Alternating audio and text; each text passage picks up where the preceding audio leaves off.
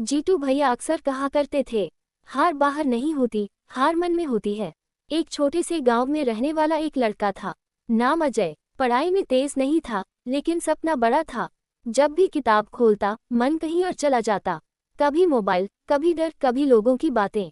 इससे कुछ नहीं होगा। हर रात अजय अपने आप से लड़ता था। कभी आंसू आते, कभी गुस्सा। वो किताब बंद कर देता और सोचता, मुझसे नहीं होगा। एक दिन जीतू भैया गांव आए। लोगों की भीड़ थी, अजय भी पीछे खड़ा सुन रहा था।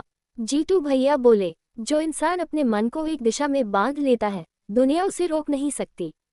ये शब्द अजय के दिल में उतर गए। उस रात अजय ने पहली बार खुद से बात की। शीशे के सामने खड़ा होकर बोला, मैं कर सकता हूँ, मेरा मन मजबूत है। आवाज कांप रही थी, लेकिन आंखों में सच्चाई थी। अगले दिन उसने नियम बनाया, 25 मिनट पढ़ाई, 5 मिनट आराम। मोबाइल को अलमारी में बंद किया। मन भटका तो गहरी सांस ली। पहले 3 दिन बहुत मुश्किल थे। मन रोज भागता था, लेकिन हर बार अजय खुद से कहता, भाग मत, मैं तुझे संभाल लूंगा। 7 दिन बाद बदलाव दिखने लगा। अब किताब डर नहीं लगती थी। 30 दिन बाद लोग कहने लगे, अजय बदल गया है। असल में अजय नहीं बदला था, उसका मन मजबूत हो गया था। 1 साल बाद वही अजय, जिसे लोग कमजोर कहते थे, आज अपने सपने के रास्ते पर था। और वो आज भी हर सुबह यही बोलता है, मैं कर सकता हूँ, मेरा मन मजबूत है। फोकस एक दिन में नहीं आता, मन को रोज ट्रेन करना पड़ता है। जो अपने मन को जीत लेता है, वही जीतता है। कहानी से सीख। इस कहानी से हमें ये सीख मिलती है कि कमजोरी हमारी किस्मत में नहीं, हमारे मन में होती है। जो इंसान रोज थोड़ा थोड़ा अभ्यास करके अपने मन को एक दिशा में लगाता है, वही इंसान लंबे समय तक फोकस बना पाता है। मन भागेगा, डर आएगा, लोग रोकेंगे, लेकिन अगर आप खुद से रोज कहें, मैं कर सकता हूँ, मेरा मन मजबूत है। मन को एक दिशा में फोकस करने के लिए ध्यान, प्राणायाम, नियमित व्यायाम, स्पष्ट लक्ष्य निर्धारण और कार्य को छोटे हिस्सों में बांटना जैसे आसान उपाय हैं, जो एकाग्रता बढ़ाते हैं और मानसिक शांति देते हैं, जिससे आप भटकते विचारों को रोककर एक बिंदु पर केंद्रित हो पाते हैं। रोजाना कुछ देर शांत जगह पर बैठकर अपनी सांसों पर ध्यान दें। किसी एक शब्द या मंत्र जैसे ओम का जाप करें। इससे मन शांत होता है और एकाग्रता बढ़ती है। अनुलोम विलोम और भ्रामरी जैसे प्राणायाम मन को स्थिर करते हैं और तनाव कम करते हैं।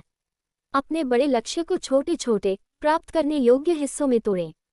एक समय में एक ही काम पर ध्यान दें, मल्टीटास्किंग से बचें। नियमित टहलना, योग जैसे वृक्षासन या कोई भी व्यायाम करने से दिमाग में ऑक्सीजन पहुंचती है और फोकस बढ़ता। चलते समय, खाते समय या कोई भी काम करते समय पूरी तरह उस पल में रहें। अपने कदमों और आसपास की चीजों पर ध्यान दें। नकारात्मक विचारों को पहचानें और उन्हें सकारात्मक विचारों से बदलने की कोशिश करें। शरीर और दिमाग को आराम दें, जिससे एकाग्रता बनी रहे।